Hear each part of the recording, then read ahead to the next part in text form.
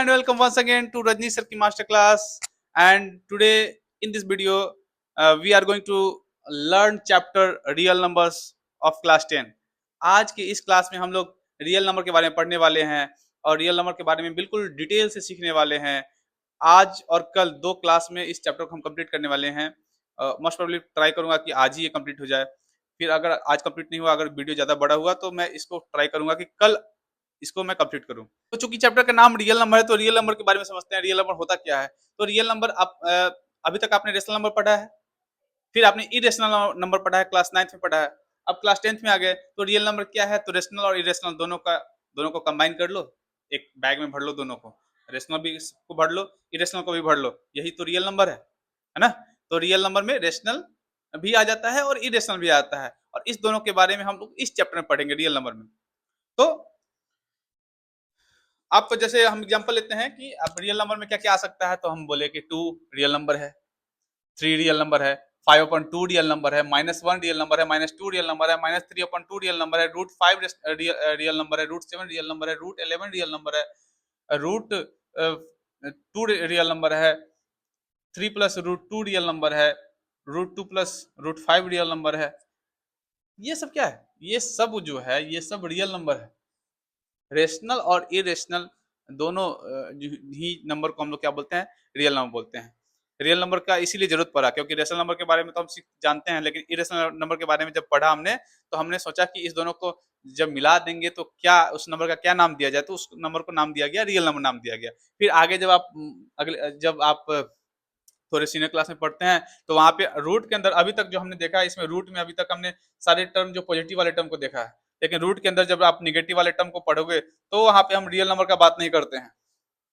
Root के अंदर अगर आप कोई भी निगेटिव वाले नंबर्स को पढ़ोगे तब आप हम वहाँ पे रियल नंबर का डिस्कस नहीं करते, तब वहाँ पे कॉम्प्लेक्स नंबर का चर्चा आता है। इसीलिए रूट के अंदर कोई पॉजिटिव टर्म हो, जैसे इरेशनल नंबर हो और रेशनल नंबर हो, ये सारे रेशनल और इरेशनल के कॉम्बिनेशन है, और ये सारे के सारे क्या है? Real numbers. तो रियल नंबर के बारे में रियल नंबर में हमको रियल नंबर का डेफिनेशन आप यही बोल सकते हो कि all rational and irrational numbers are real numbers. ठीक है। अब इसमें हमको सबसे पहले क्या पढ़ना है, तो सबसे पहले हमको दो फंडामेंटल थ्योरम समझना है। दो फंडामेंटल थ्योरम आपके बहुत सारी चीजों को इस चैप्टर में सॉल्व कर देगा। मतलब इस चैप्टर का समरी है दो थ्योरम, दो फंडामेंटल थ्योरम। दो थ्योरम का नाम अभी लूंगा, दो थ्योरम अभी समझाऊंगा। वही दो थ्योरम आपके इस चैप्टर को कंप्लीट ही कर देगा मानो। स्टार्ट करते हैं। सबसे पहला थ्योरम क्या बोलता है?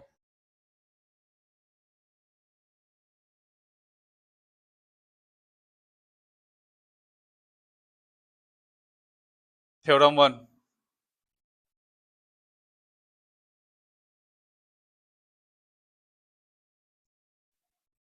every composite number can be expressed as a product of primes, and their factorization is unique except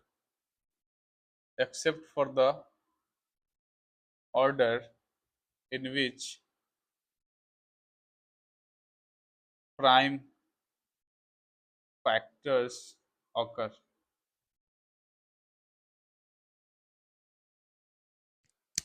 ये फर्स्ट थ्योरम है। दिखने में कितना बड़ा लग रहा है, बहुत ही सिंपल है। ये थ्योरम दिखने में स्टेटमेंट बहुत ये दिखने में बहुत बड़ा लग रहा है। एक सिंपल सी भाषा में आपको ये समझा दूंगा। आपको कंपोजिट नंबर और प्राइम नंबर का जानकारी होना चाहिए। प्राइम नंबर के बारे में अगर आपको पता है तो अच्छी बात है, नहीं पता तो मैं बता रहा हूँ।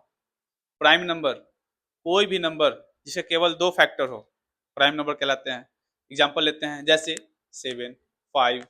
7 है, 7 कौन कौन से टेबल में आ सकता है? 1 और 7 में आ सकता है। 5 कौन कौन से टेबल में आ सकता है? 1 और 5 में आ सकता है। जबकि हम बात करें 6, 1 के टेबल में आता है, 2 के टेबल में आता है, 3 के टेबल में आता है, 6 के टेबल में आता है। 8, 1, 2, 4 एंड 8 इसके टेबल में आ सकता है। तो यहाँ पे बोला गया है कि every composite numbers can be expressed as a product of primes and their factorisation is unique except for the order in which prime factors occur. कोई भी कंपोजिट नंबर है, कोई भी कंपोजिट नंबर है, उसको उसके प्राइम के प्रोडक्ट के रूप में लिखा जा सकता है और वो यूनिक होगा। जैसे एग्जांपल लेते हैं, यूनिक का बात यहाँ पे बोला इसीलिए इसका एग्जांपल लेते हैं कि अगर कोई नंबर 14 एक कंपोजिट नंबर है और इसके प्राइम फैक्टर क्या क्या हो सकते हैं, तो प्राइम फैक्टर के लिए हम लोग क्या करते हैं, इसका प्राइम फैक्टराइजेशन करते हैं। 2 7 जा 14 एंड 7 1 आर 7।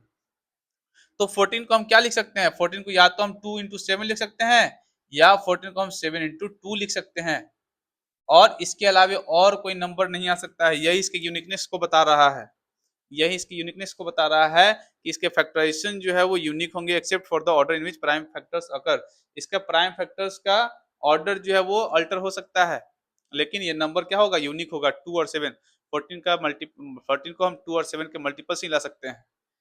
तो ये थ्योरम यही बता रहा है कि कोई भी कंपोजिट नंबर है, कोई भी कंपोजिट नंबर है, वो उसके प्राइम फैक्टर के प्रोडक्ट के रूप में लिखा जा सकता है। बात खत्म। कोई भी प्राइम नंबर, कोई भी कंपोजिट नंबर ले लो, कोई कंपोजिट नंबर ले लो, जैसे 18 है, इसके प्राइम फैक्टर्स निकाल लो, 2 9 3 3।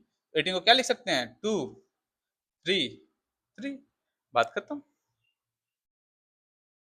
This is the first theorem of fundamental theorem of arithmetic. और ये थोड़ा सा इंपॉर्टेंट, मतलब जनरली हम लोग जानते हैं, बट इसको थ्योरम के रूप में हम सीख लिया हमने यहाँ पे। अब चलते हैं अगले थ्योरम के ऊपर। Let p be a prime number and a be a positive integer. ये कोई पॉजिटिव इंटीजर है मान लो। Then if p divide a square then p divide a। यही है थ्योरम नंबर 2। यही है थ्योरम नंबर 2। क्या है कि अगर कोई p एक प्राइम नंबर है, अगर कोई p एक प्राइम नंबर है और p अगर किसी पॉजिटिव इंटीजर के स्क्वायर को डिवाइड कर दे रहा है, इसको क्या पढ़ते हैं, p divides a square. p divides a मतलब p a स्क्वायर को डिवाइड कर रहा है और p a को डिवाइड कर रहा है। तो अगर कोई प्राइम नंबर किसी भी पॉजिटिव इंटीजर के स्क्वायर को डिवाइड कर दे रहा है, तो वो प्राइम नंबर उस पॉजिटिव इंटीजर को भी डिवाइड करेगा। ये तो थ्योरम है और बहुत ही बेसिक सा थ्योरम है ये, आप ये सबको आता है।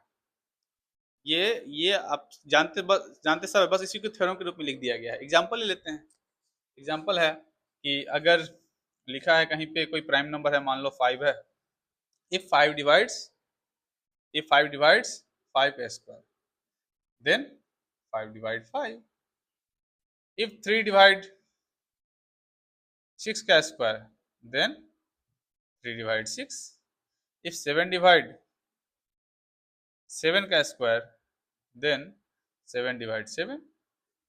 इफ 8 डिवाइड 8 किसी नंबर को मान लो डिवाइड कर रहा है, चलो, या 4। इफ 4 डिवाइड 64 देन 4 डिवाइड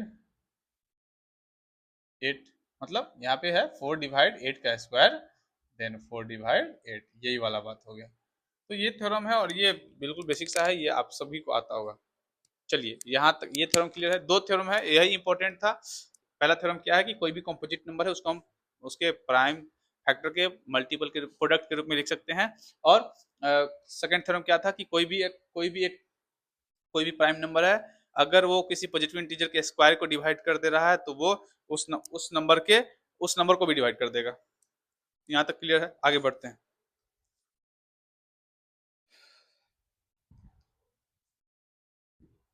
अच्छा, अभी तक हमने जो दो थ्योरम पढ़ा, तो पहला जो थ्योरम था उसमें प्राइम फैक्टर का चर्चा था।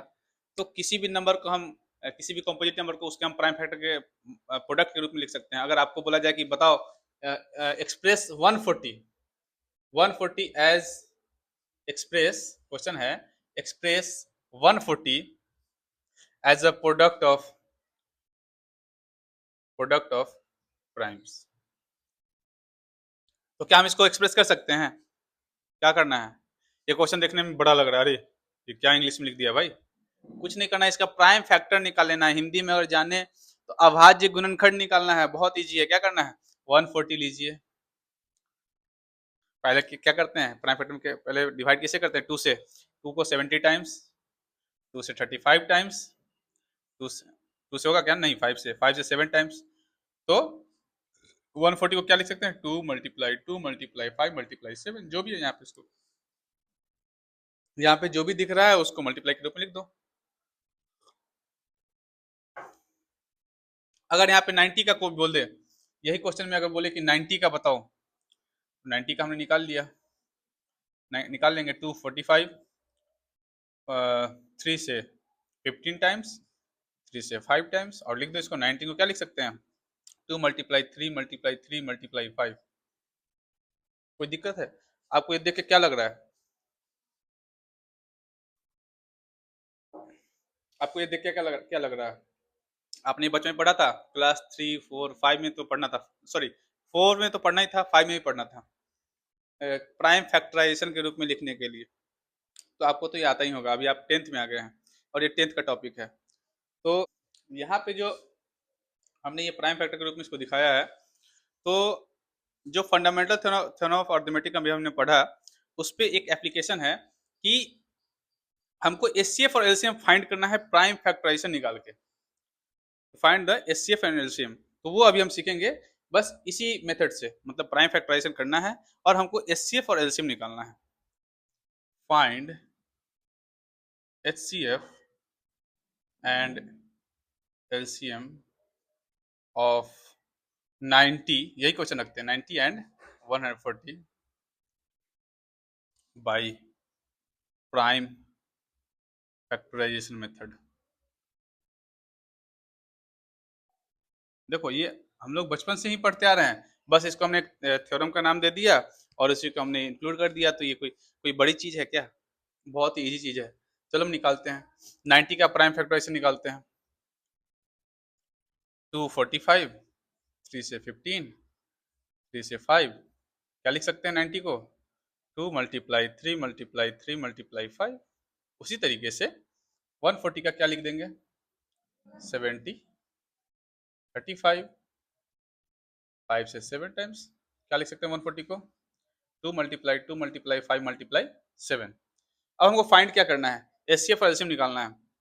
एचसीएफ निकालने के लिए क्या करना है कि पहले तो आप ये दोनों जो प्राइम फैक्टर्स है इसका, उसको आप इसको लिख दो एक साथ। जैसे सबसे पहले ये 140 वाले को लिखते हैं, 2 × 2 × 5 × 7, और 90 वाले को लिख लो 2 × 3 × 3 × 5। अब इसमें हमको देखना क्या है? इसमें देखना है कॉमन दोनों में कौन सा है, मतलब कौन कौन से प्राइम फैक्टर्स दोनों में कॉमन है। कॉमन वाले फाइंड करते हैं। तो सबसे पहले तो हमको ये दिख रहा है 2, ये 2 दोनों में है, और ये 5 भी दिख रहा है जो दोनों में है। तो इसका एचसीएफ क्या हो जाएगा पता है? एचसीएफ हो जाएगा, एचसीएफ विल बी 2 × 5 = 10।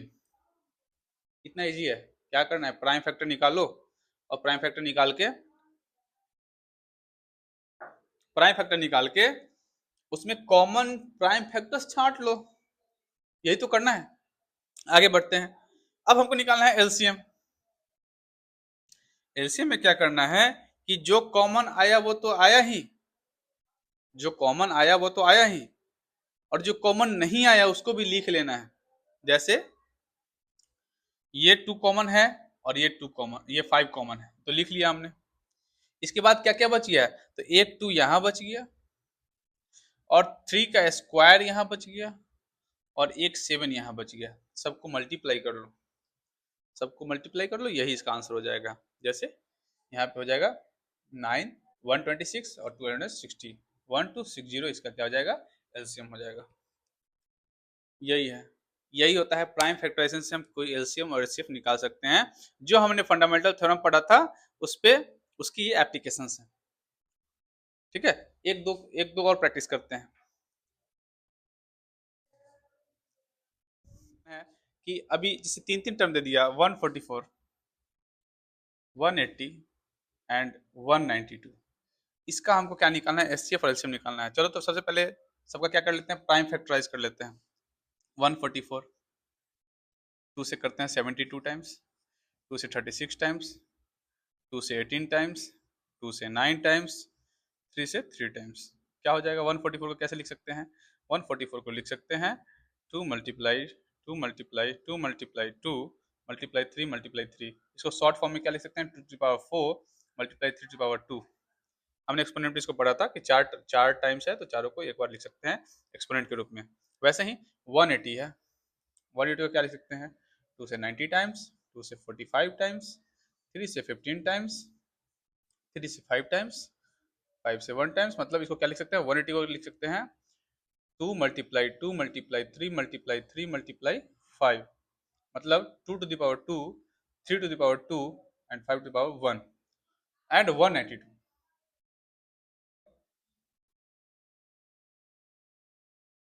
96 48 24 12 6 3।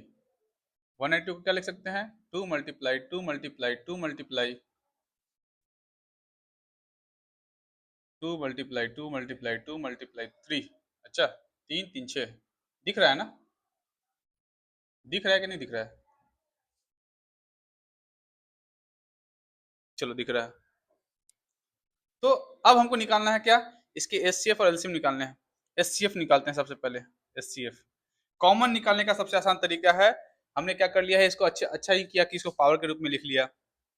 यहाँ 2 टू द पावर 4 है, यहाँ 2 का स्क्वायर है और यहाँ का 2 का पावर 6 है।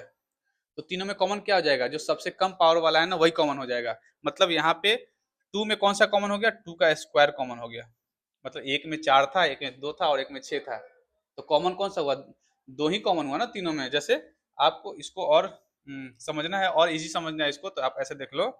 मैं इसको लिख देता हूँ यहाँ पे 2, सबसे पहले इसका लिखता हूँ, ये वाला लिख देता हूँ, है ना। कुछ कुछ बच्चों को ऐसा रहता है, कंफ्यूजन हो जाता है कि कैसे सर ने कॉमन ले लिया। तो मैं इसको यहाँ लिख देता हूँ, इसको ये वाले टर्म को यहाँ लिखता हूँ 2 मल्टीप्लाई 2 मल्टीप्लाई 3 मल्टीप्लाई 3 मल्टीप्लाई 5 और इसको लिख देता हूँ 2 2 2 2 2 2 एंड 3। अब बोला कि इस तीनों में कॉमन देख लो, तो सबसे पहले तो देखो ये दो तीनों में है और ये दो भी तीनों में है। अब देखो ये दो, अब यहाँ पे 2 है लेकिन यहाँ पे अब कोई 2 नहीं है। तो अब 2 तीनों में तो नहीं है ना, कोई 2, कोई भी 2 तीनों में तो नहीं है ना। तो इसीलिए कितने दो कॉमन हुए, दो कितने कॉमन हुए, तो दो केवल दो कॉमन हुए, 1 और 2, ऐसे होता है। ठीक है। अब ये नहीं कि इसमें है इसमें है इसमें नहीं है तो 1 और 2 लिख लेंगे, ऐसा नहीं है। कॉमन जो तीनों में हो, अगर 2 नंबर है तो जो दोनों में हो, 3 नंबर है तो जो तीनों में हो। आगे बढ़ते हैं, 3 के लिए देखते हैं। 3 के लिए देखो यहाँ पे ये 3 तो हमको दिख रहा है, ये देख लो, ये केवल एक ही 3 है जो तीनों में है। और कुछ है क्या, और तो कुछ हमको नहीं दिख रहा है। मतलब इसका एचसीएफ क्या हो जाएगा पता है, 2 2 जा 4, 3 जा 12। एचसीएफ क्या हो गया, एचसीएफ क्या हो गया, 4 3 जा 12 हो गया। क्लियर है।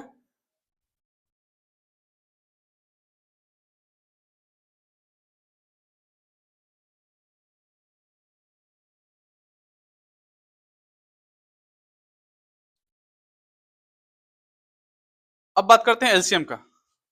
एलसीएम का बात करते हैं, एलसीएम यहाँ पे लिख लेते हैं। एलसीएम एलसीएम में देखो यहाँ पे जो कॉमन है, कॉमन क्या क्या था, तो 2,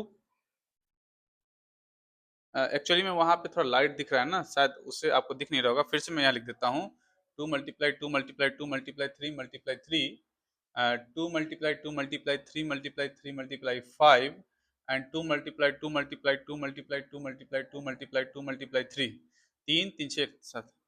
एचसीएफ के लिए हमने क्या किया था, एचसीएफ के लिए पहले देखा था हमने कॉमन कौन है, तो ये तीनों में है, ये भी तीनों में है और ये 3 जो है, सॉरी ये 3 जो है वो तीनों में है। तो 2 2 3 कॉमन था, तो यहाँ पे 12 इसका आंसर हो गया। अब जो कॉमन नहीं, कॉमन है उसको तो लिख लेना है एलसीएम के लिए। एलसीएम के लिए जो कॉमन है वो तो लिख ही लेना है और जो कॉमन नहीं है उसको भी लिखना है। तो क्या क्या बच गया कॉमन नहीं है, सो जो कॉमन नहीं है वो यहाँ पे क्या बच गया, यहाँ पे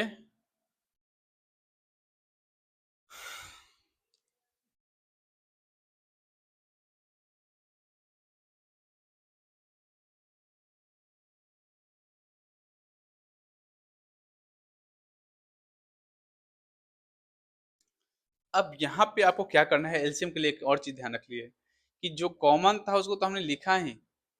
अब आप यहाँ देख सकते हो कि यहाँ पे टू का पावर सबसे पहले, ये कंफ्यूजन आप कर सकता है, ये आपको कंफ्यूज कर सकता है। इसके लिए एक और काम कर सकते हैं, जैसे कि एलसीएम में हमेशा आप कंफ्यूज कर जाओगे।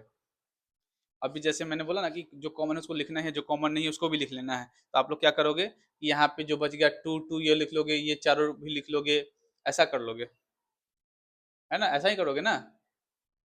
तो वैसे नहीं करना है, ऐसा काम करना है कि जैसे ये दोनों में, ये तीनों में जो था उसको तो मैंने लिखा ही, अब जो तीनों में था उसको लिखा, अब जो दो में है उसको भी लिखो पहले। जैसे दो में है तो ये दो, यहाँ पे दो दिख रहा है और यहाँ पे दो दिख रहा है, तो ये दोनों में भी ये कॉमन है, मतलब ये दो, मतलब यहाँ पे टू टू टाइम्स और यहाँ पे टू टू टाइम्स कॉमन दिख रहा है ये दोनों में। पहले तीनों में कॉमन देख लिया, फिर दोनों में दो में कॉमन देखो, उसको भी लिख लो, उसको भी लिख लिया टू और टू। अब अब क्या क्या बच रहा है, अब यहाँ पे देखो थ्री, थ्री यहाँ दोनों इस दोनों जगह पे दिख रहा है, तो थ्री को मैं भी लिख लिया। और क्या बच रहा है, फाइव, ये इसका हो जाएगा एल्सियम। टू टू जा फोर, थ्री जा 12, 24, 24 के बाद ये हो जाएगा 46, 48 सॉरी, एंड देन फाइनली इसका आंसर हो जाएगा 720। क्या हो जाएगा इसका आंसर, 720। आपको ये कंफ्यूज कर सकता है, इसीलिए एक और एग्जाम्पल लेते हैं और एग्जाम्पल से उसको हम क्लियर करते हैं।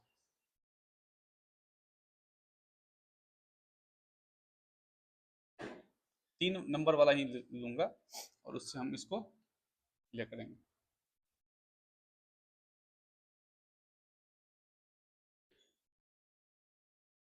एलसीएम वाले में क्या करना है, एचसीएफ वाले में तो जो कॉमन है वही लिखना है, एलसीएम वाले में क्या करना है, अगर 3 नंबर है तो 3 नंबर है तो उसमें क्या करना है कि जो तीनों में कॉमन है उसको तो लिखना ही है, फिर देखना है कि अगर दो, कोई 2 नंबर में भी कॉमन आ रहा है क्या, और फिर दो में कॉमन है उसको लिखना है, और फिर जो अगर दो में कॉमन नहीं होगा तब तो वो यूनिक नंबर ही होगा ना, तो वो किसी एक में होगा, तो फिर उसके बाद जो नंबर बच जाएगा उसको हमको लिख लेना है। लेकिन हाँ याद रखना है कि अगर मैंने जैसे यहाँ पे एलसीएम के लिए क्या किया था कि यहाँ पे हमने लिखा था ऐसे, ये लिखा, ऐसे लिखा, तो क्या क्या लिख सकते हैं हम एलसीएम के लिए, क्या लिख सकते हैं एलसीएम के लिए, हमारा एलसीएम इसके लिए क्या होगा, ऐसे नंबर्स के लिए एलसीएम हमारा क्या होगा, एचसीएफ क्या होगा सबसे पहले, एचसीएफ क्या हो सकता है, तो एचसीएफ क्या हो सकता है बताओ, तो एचसीएफ के लिए कॉमन यहाँ पे ये तीनों में है, ये तीनों में है और ये तीनों में है, तो एचसीएफ क्या हो जाएगा, 2 टू द पावर 3 मतलब 8 हो जाएगा। अच्छा, अब आपसे पूछा कि बताओ एलसीएम क्या होगा, एलसीएम क्या होगा, तो एलसीएम क्या होगा, तो एलसीएम इसका हो जाएगा, अब 3 में जो कॉमन था वो तो है ही, अब ये 2 में भी कॉमन है उसको लिख लीजिए, मतलब 2 टू द पावर 3 तो है ही, और फिर वह एक टू इसके साथ आ जाएगा, बस, मतलब 16 हो जाएगा इसका एलसीएम।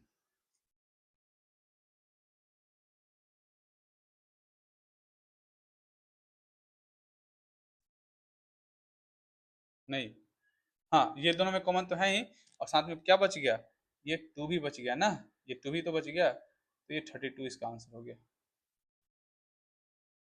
इसका आंसर क्या हो जाएगा, 32 हो जाएगा।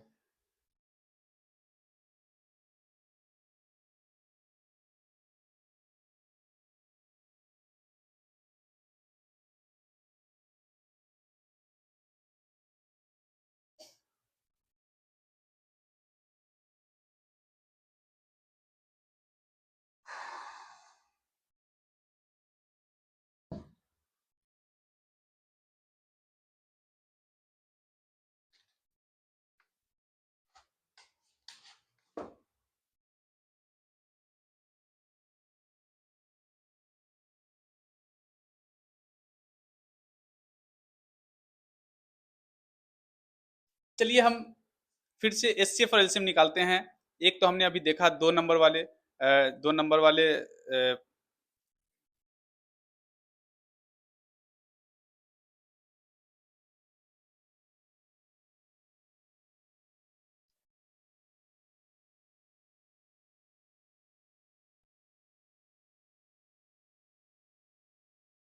चलिए एग्जांपल लेते हैं। जैसे हमको एचसीएफ और एलसीएम निकालना था, 144 लेते हैं, एक 180 ले लेते हैं सेकंड नंबर, और एक 192 ले लेते हैं। तो हम क्या करेंगे, सबसे पहले 144 का प्राइम फैक्टर निकालेंगे। 144 का प्राइम फैक्टर निकाल लेते हैं। 272 times, 236 times, 218 times, 29 times and 3 times. मतलब 144 को क्या लिख सकते हैं, 2 multiply 2 multiply 2 multiply 2 multiply 3 multiply 3। देख सकते हो आप, दिख रहा है ना, इस तरीके से लिख सकते हैं। मतलब इसको क्या लिख सकते हैं, 2 to the power 4 multiply 3 to the power 2, देख सकते हैं ना। वैसे ही हम निकालते हैं 180 का, 180 को क्या लिख सकते हैं, सॉरी 180 को क्या लिख सकते हैं, 290 times, 245 times, 315 times, 35 times and 51 times. यहाँ पे 180 को क्या लिख सकते हैं, 2 multiply 2 multiply 3 multiply 3 multiply 5, it means 2 का स्क्वायर इंटू 3 का स्क्वायर इंटू 5 का पावर 1। एंड लास्टली 192 का निकालते हैं। तो 192 का कैसे निकालेंगे, तो 192 का हो जाएगा 96, 43, सॉरी 43 नहीं, 48, 24, 12, 6, 3, ये हो जाएगा। मतलब 192 का हो जाएगा 1 2 3 4 5 6, 2 to the power 6 मल्टीप्लाई 3। अब ऐसा करते हैं ना कि ये जितने भी एक्सपोनेंट्स वाले नंबर सबको एक साथ लिख लेते हैं। हमको ये क्या क्या है, इसमें क्या आया था, 2 to the power 4 multiply 3 to the power 2, इसमें आया था, सेकंड में आया था 3 स्क्वायर 5 और 1, इस तरीके से। एंड थर्ड में क्या आया था, 2 to the power 6 मल्टीप्लाई 3 और 1। ये तीन हमारे जो है प्राइम फैक्टर्स के रूप में हमने इसको लिख लिया। अब हमको क्या निकालना है, एचसीएफ निकालना है। चलिए एचसीएफ निकालते हैं। एचसीएफ और एलसीएम के लिए बहुत ही आसान तरीका है। सबसे पहले एचसीएफ, एचसीएफ में देख लो कि ऐसा नंबर जो तीनों में हो, पहले देख लेंगे। तो तीनों में कौन सा नंबर है भाई, तो तीनों में 2 है। अच्छा, 2 के एक्सपोनेंट्स को देखो, 2 में एक्सपोनेंट सबसे कम वाले कौन सा है, सबसे कम वाला कौन सा है, यहाँ पे 4 है, 2 है, 6 है, कम वाला कौन सा है, 2 वाला है, लिख देंगे। फिर देखेंगे तीनों में फिर और कोई कौन सा नंबर है जो तीनों में है, तो 3 दिख रहा है। 3 में यहाँ पे 2 है, 2 है और 1 है, सबसे कम वाला कौन सा है, तो 1 वाला है। अब देखो यहाँ पे और कोई कॉमन तीनों में नहीं है। जो हमको तीनों में कॉमन दिखेगा और उसमें जो सबसे कम एक्सपोनेंट वाला होगा उसको हम लिखेंगे। सबसे कम एक्सपोनेंट, सबसे कम पावर वाला जो नंबर होगा उसी को लिखेंगे। जैसे हमने इस तीनों में जो कॉमन था उसमें 2 के पावर 2 लिखा, और इस तीनों में जो कॉमन था उसमें 3 के पावर 1 लिखा। तो इसका आंसर क्या हो जाएगा, 12। अब बात करते हैं एलसीएम का। तो एलसीएम के लिए क्या करेंगे, सबसे पहले तो देख लेंगे कि तीनों में कॉमन कौन कौन सा है। तो यहाँ पे ये कॉमन तीनों में दिख रहा है, जिसमें एक्सपोनेंट है 4 2 6। तो जैसे तो एलसीएम के लिए सबसे बड़ा एक्सपोनेंट लेंगे, ऐसा नंबर लेंगे जिसका सबसे बड़ा वाला एक्सपोनेंट हो या सबसे बड़ा पावर वाला हो। तो 2 के पावर 6 लिया हमने। फिर इसमें देखो, इसमें भी 3 तीनों में है, और इसमें सबसे बड़ा पावर कौन सा है, तो 2 है। 3 का पावर 2 हमने लिख लिया, और क्या बच गया, 5 का पावर 1 बच गया। अब इसको मल्टीप्लाई कर लेंगे, इसका जो आंसर होगा वो लिख लेंगे, 5 9 45 एंड इधर 2880, ये इसका आंसर हो जाएगा। क्लियर है, कोई दिक्कत। चलिए आगे बढ़ते हैं। आसान सा क्वेश्चन लिया है, उसका हमको एचसीएफ और एलसीएम निकालना है। 3 नंबर का ये 3 नंबर है, इसमें तीनों का एचसीएफ और एलसीएम को निकालना है। तो निकालते हैं। 12 का निकालना है, तो 12 का पहले प्राइम फैक्टर निकाल लो। 2 6 12, 2 3 6। 12 को क्या लिख सकते हैं, 2 2 3। 15 को क्या लिख सकते हैं, 3 मल्टीप्लाई 5। 15 हो जाएगा 3 मल्टीप्लाई 5। एंड 21 का क्या हो जाएगा, 3 मल्टीप्लाई 7। आई थिंक 3 मल्टीप्लाई 7 यहाँ पे हो जाएगा। अब इसको हम एक साथ लिख लेते हैं। यहाँ पे क्या लिख सकते हैं, इसके लिए क्या लिख सकते हैं, 2 to the power 2 मल्टीप्लाई 3। इसके लिए क्या हो जाएगा, 3 to the power 1 multiply 5। And इसके लिए क्या हो जाएगा, 3 to the power 1 मल्टीप्लाई 7। तो एचसीएफ क्या हो जाएगा, एचसीएफ के लिए क्या करते हैं, पहले देखते हैं जो तीनों में है। तीनों में 2 नहीं है, तीनों में 5 नहीं है, 7 नहीं है, तीनों में क्या है, तीनों में 3 है। और 3 का जो सबसे हाईएस्ट सबसे लोएस्ट पावर है, 3 में सबसे लोएस्ट पावर कौन सा है, तो 3 की पावर 1 है, मतलब 3 इसका एचसीएफ हो जाएगा। अब बात करते हैं एलसीएम का। तो एलसीएम के लिए क्या करेंगे, तो पहले तो जो तीनों में कॉमन है उसको देख लेते हैं। तीनों में जो कॉमन है और उसका जो हाईएस्ट पावर है, तो वैसे भी यहाँ पे तीनों में तो 1 1 1 ही है, 3 तो होगा ही। साथ में जो तीनों में कॉमन नहीं है उसको भी लिख लेना है। तो यहाँ पे 4 हो गया, यहाँ पे 5 हो गया, यहाँ पे 7 हो गया। 12 12 5 60 एंड 67 टाइम्स हो जाएगा 420। तो ये इसका हो जाएगा एलसीएम। क्लियर है? तो इस तरीके से हमको एचसीएफ और एलसीएम फाइंड करना है by using prime factorisation method. And I hope कि आपको ये समझ में आ गया होगा। तो आपको करना क्या है, मैं अभी आपको 2 क्वेश्चन दूंगा, आपको ये इसका आंसर करना है और इसका आंसर फाइंड इसी मेथड से, प्राइम फैक्टराइजेशन मेथड से आपको इसका एचसीएफ और एलसीएम निकालना है और आपको कमेंट में इसका आंसर कर देना है बस। 17, 23 and 29 and second question 2 and 120। ये 2 क्वेश्चन आपको दिख रहे हैं, ये 2 क्वेश्चन जो बोर्ड पे आपको दिख रहे हैं, आपको इसका एचसीएफ और एलसीएम कौन से मेथड से, प्राइम फैक्टराइजेशन मेथड से निकालना है और आपको कमेंट में इसका आंसर बताना है।